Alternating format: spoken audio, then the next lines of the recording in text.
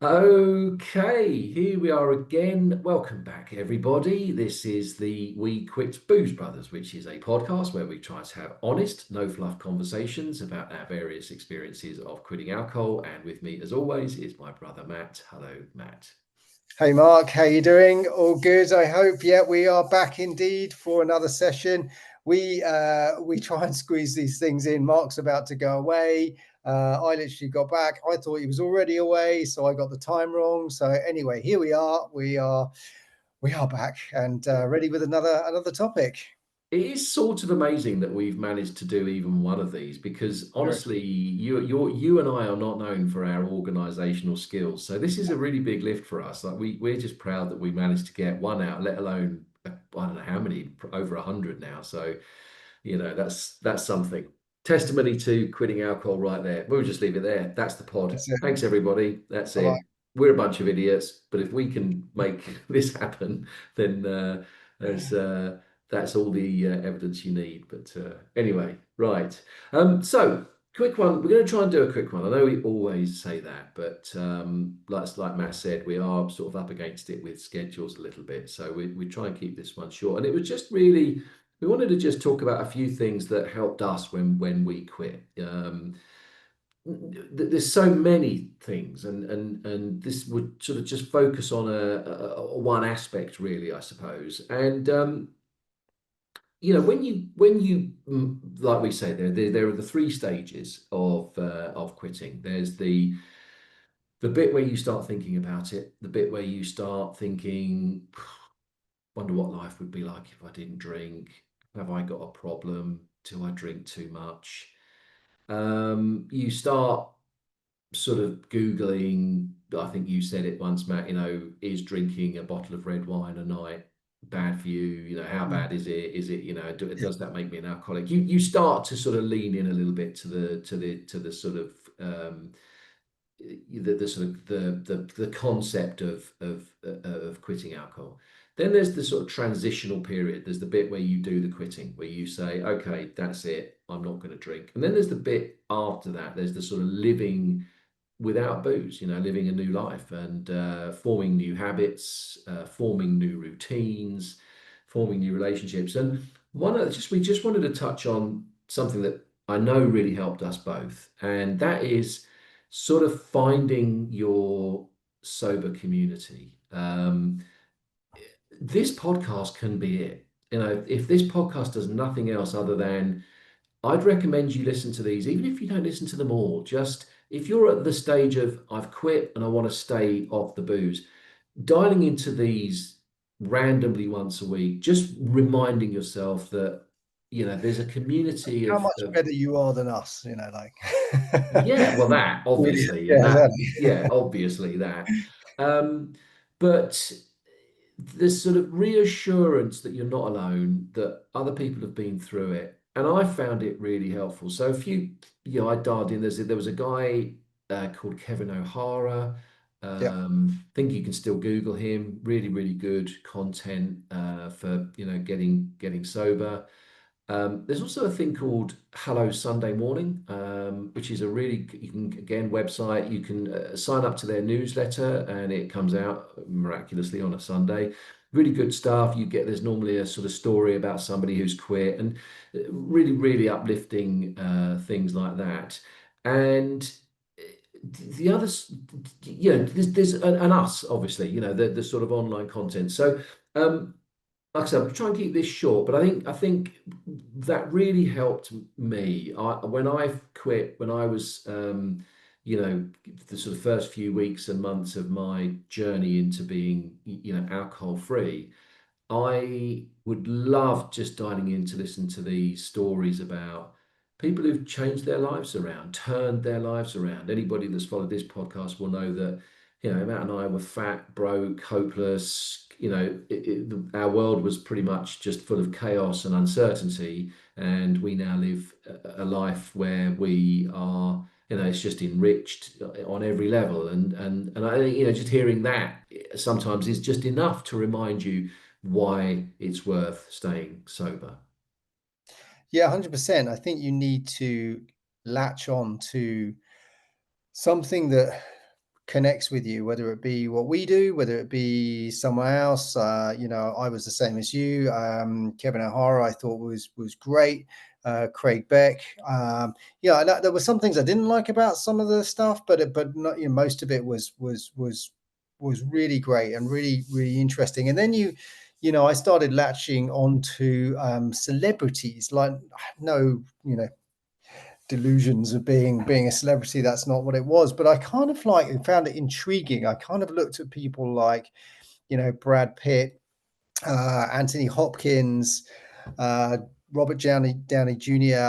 And you kind of think, well, look, these guys, they had it all, the money, the fame, the careers and everything, yet they were still brought down by this elephant in the room that is, having a problem with alcohol. And for me, it was like, well, look, if these guys can do it, because the temptation for them, I mean, there's us, maybe going to the pub or going to a party, these guys, they must have alcohol literally thrown at them, and not, not just a pint of John Smith's or whatever it is, but, the parties and all that lifestyle. You just think, God, these guys have been in the depths of desperation as we have at times, and so we are in many ways exactly the same. And that for me brought some weird reassurance. I don't know why. I talk about it in my book, actually, and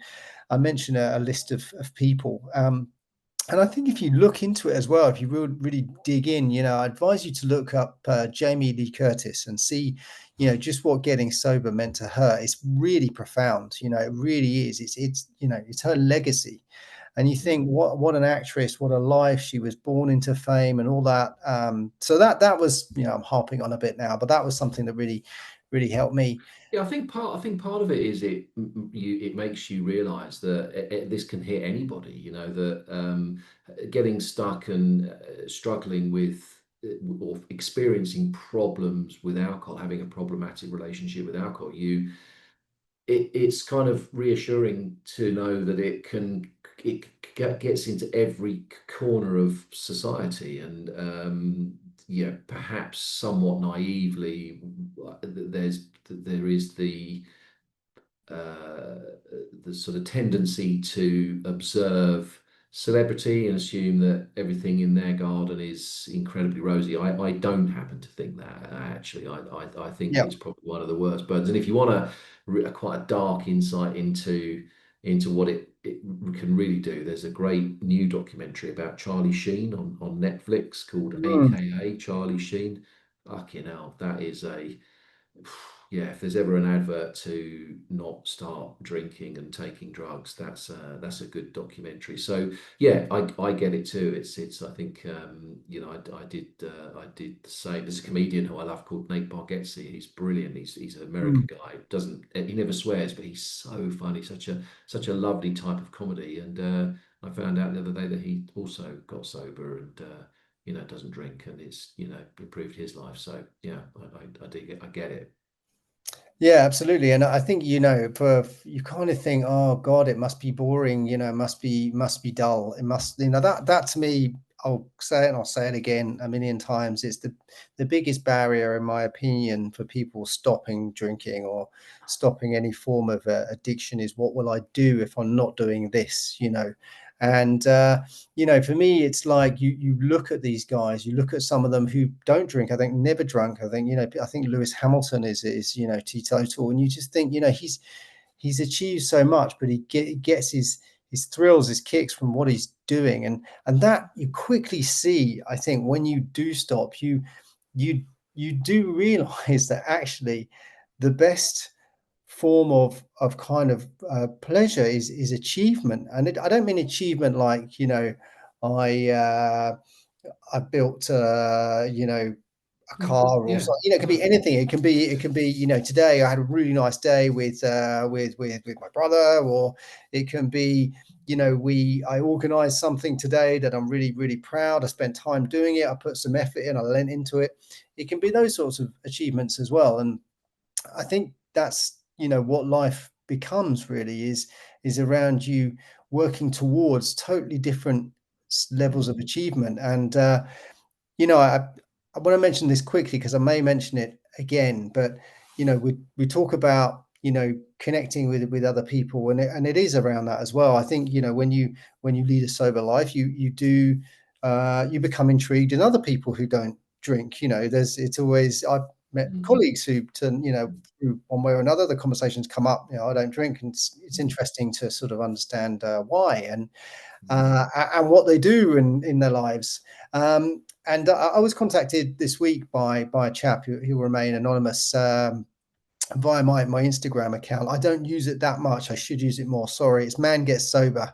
Have a look. There's plenty of things on it, but it's I don't look at it as much as I should. But he got in touch and wrote me a message, and he said he was sort of a normal drinker for many years, and then started to sort of progress. Didn't really have a rock bottom moment, but his life was moving forward, and then he felt one thing was holding him back, and that was the booze. And what he really says, which I really like, is an honest thing, is saying he never really sort of thought he had enough of a problem to get rid of it for good, but he knew it was there.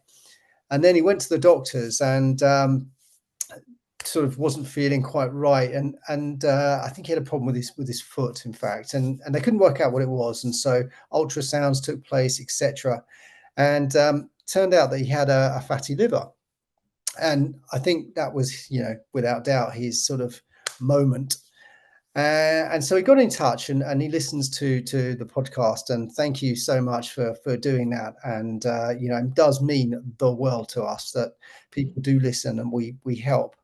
And and he read the book as well, Man Gets Sober. So again, thank you so much for that. But these stories are other people connecting with us, and that is all part of this journey. I think is reaching out and getting what you can. So thank you to this person. Like I say, I'm not going to say who it is, but thank you. And we get tons from you contacting us. It's not just one way. This is a sharing environment I find fascinating.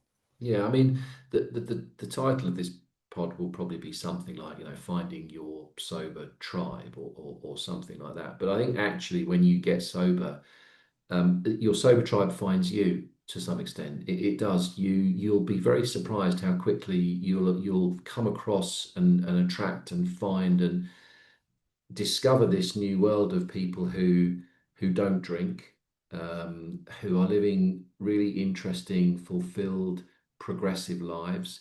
And I think just final point for me on this is, the summary basically, and the point of this podcast is there's lots of online content. Another thing, great books. There was a really good book I read actually called Alan Carr, and it's a weird title. It's called The Easy Way to Control Alcohol. But it's a little bit of a misstep, because actually in the end the sort of conclusion is you're not really giving up anything. You're gaining everything. So there's all of that. But just finding the resources online, books, podcasts like this, etc. But the other thing is, I love the identity that being sober gives me. I really love that. I went to the doctors this week, last week actually, had a full medical. Get man of my age, it's important to get everything checked. So it was top to bottom, ECG, checked everything from Parkinson's to dementia. It was a full blown everything. And the doctor was a really nice guy, was my age, and the conversation got around to alcohol, and he was blown away that I didn't drink. And he started to open up to me. This guy who was, giving me this medical said, "How did you do it?" And he said, "I would really love to quit." He said, "I don't drink a lot." He said, weirdly, he said, "Most of my doctor mates drink loads." He said, "It's a big problem in the medical community." And anyway, I had the medical. Still haven't had all the results yet, so I won't get too cocky about it all. But the bits that we did do went really well. And as I was leaving, he just turned around to his assistant and went, "This guy doesn't drink. Isn't that amazing?" And I walked out of there feeling really great about myself, just like, you know, and even to be honest with you, going to have a medical is probably something I would have put off when I was drinking. I would have been nervous of it. Yeah. So, yeah, summary is go find your tribe, but when you quit, they'll find you. Your people will sort of gravitate towards you, become an inspiration to others. You know, lots of people in our, not just online, but in our immediate sort of orbit, if you like. You quit after I quit, my best friend quit, Yeah. our mother quit, and that knock-on effect is really positive. So yeah, use the online resource, read the books, listen to us, and yeah, don't be afraid to just keep leaning in, leaning in, leaning in until you don't necessarily need it anymore, and then you've just being sober is normal for you. Yeah, I think that's exactly what you need to do. I know it helped me immensely, and I still find real pleasure. Ulrika Johnson. This is showing how old I am, but she was a megastar in the 90s, 2000s, sort of in the UK anyway. Big, well-known person, and found out that she'd given up drinking as well, and that she'd had some issues with it. And it's just it's ongoing and it's constant. And as Mark said, we have, I think, 4 friends now who have quit alcohol. And we don't preach. We're not. I mean, God, it's just far from it. I mean, that's the one thing we really try not to do. And yet, what you'll find is people will come to you, and you will find this. You will. For those of you out there, for the chap who contacted me, it might be recent, but I guarantee you, within the first year, there will be someone who comes up to you or someone and say, how did you do it? They'll start to be intrigued, and that Mhm. intrigue can then lead to them making a similar decision. We always say this is a podcast. This is a YouTube channel for people who want this content, uh, Mm. and we hope that you enjoy it, and we hope that we, bring some value. So Yeah. I think that's all from me today, but thank you as always. We really appreciate it. Keep the messages. Go via my Instagram account. If you want the book, I think the link is below. Go to Amazon. You can find it. Man Get Sober. Anything we can do to help, that's why we're here. Absolutely. Couldn't have said it better. So great. Okay. Well, look, thanks everybody for listening. As I always say, never quit quitting. So I think for this week, it's goodbye from me. That's goodbye from me. It's goodbye from him. Till the next time. Cheers. Bye for now.